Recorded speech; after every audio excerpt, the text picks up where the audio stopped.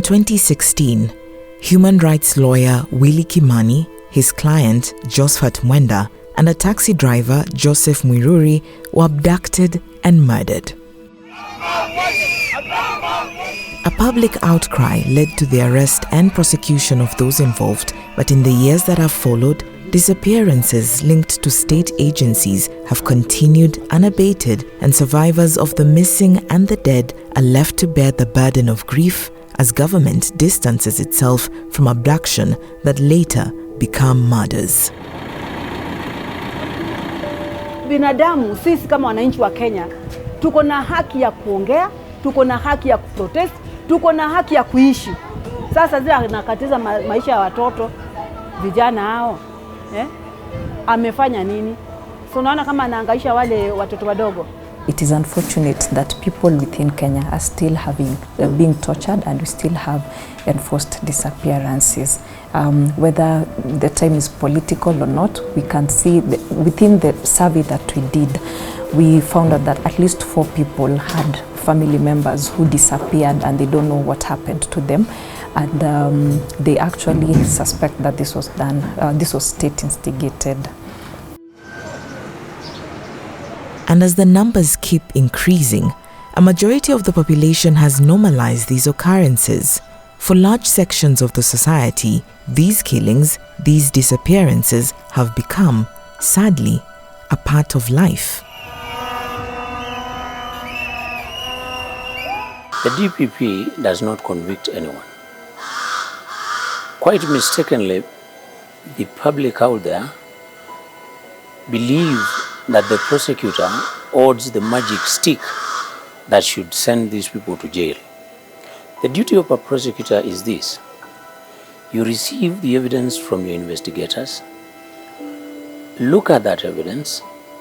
If it meets the evidential threshold to charge, and it is in the public interest to do so, then you proceed and prefer those charges. Now, whose duty is it to convict or acquit? Now that falls within the hands of the court. You have an idea of the person who's taken your son, but then you don't know where to report, because there's a point of feeling that even if you reported, who would take any action against the state? So that puts them in a hard predicament. There's no redress. Again, remember we mentioned that this happens a lot in the informal settlements. So these are people who don't even have the money to go to court. The Constitution gives us that right in Article 21, that you have the right to demand for producing of the person, habeas corpus. But then that means, first of all, you should be aware that there's such a provision. But there are a number of cases that have been prosecuted involving police officers. Previously, I used to work in Busia County, and by the time I was leaving, 2 officers had been convicted of murder, one of murder and the other of manslaughter. I left when there were ongoing investigations against officers who had been involved in robberies.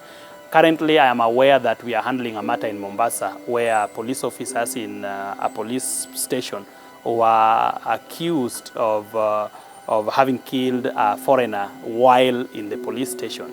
We've handled that matter. We have actually closed the prosecution's case, and they were charged with murder, and we are expecting a conviction from our end.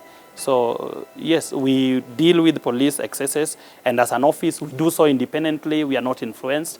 We do so, we are guided by the evidence only and the public interest, no other thing. There can be solutions to this crisis. The Inspector General should publicly express zero tolerance for police violence, refer all cases to independent agencies, and hold commanding officers directly accountable for their subordinates' actions, and cite names, ranks, and stations of wayward officers. The Attorney General should operationalize the National Coroner's Service Act and the Prevention of Torture Act.